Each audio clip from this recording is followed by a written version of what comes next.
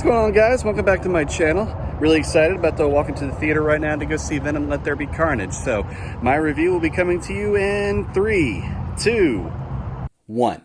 Venom, Let There Be Carnage premiered in theaters this past weekend on October 1st. The film was directed by Andy Serkis and was distributed by Sony, and it starred Tom Hardy, Michelle Williams, Woody Harrelson, and Naomie Harris.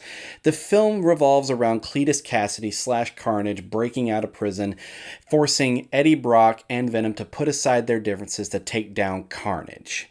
Now, before I begin, there will be mild spoilers in this review, so just want to give you guys plenty of heads up. But with that out of the way, let's get started. I'll start off by saying that this film was definitely better than its predecessor. It's pretty fun and exciting to watch. I just wouldn't consider it great. But of course, I'll start with what I liked about it. I liked that they kept things pretty close to the comics regarding Cletus Cassidy's past before being bonded with the Carnage symbiote, and I enjoyed the imagery they used to portray his past. I was also impressed with the overall image or design of Carnage as a whole. I'll admit, at one point I felt genuinely nervous when he was about to appear for the first time, even though I'd already seen him in the trailers before.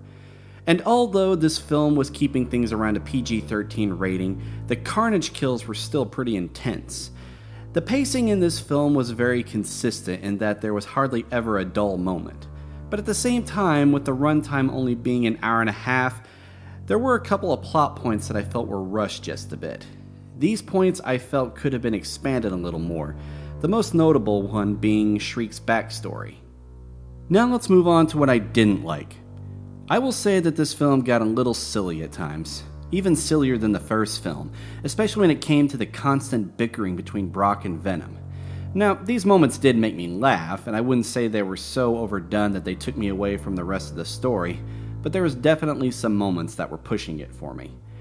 I did appreciate that they communicated the overall message that Brock and Venom work great together. And aside from the silliness, my biggest complaint is that for a film promising carnage, there was really a limited amount of carnage.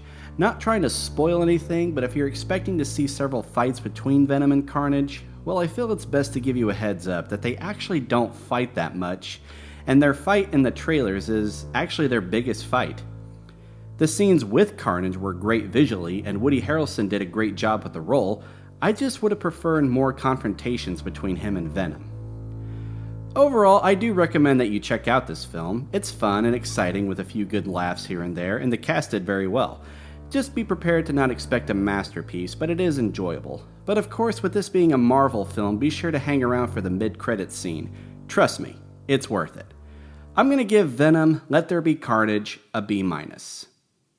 And there you have it, guys. Those are my thoughts on Venom, Let There Be Carnage. Thank you all so much. I hope that you found this review helpful. And if you did, please hit that like button, and please consider subscribing to my channel if you'd like to stay updated for more of my content. Thank you all again so much, and have a great one.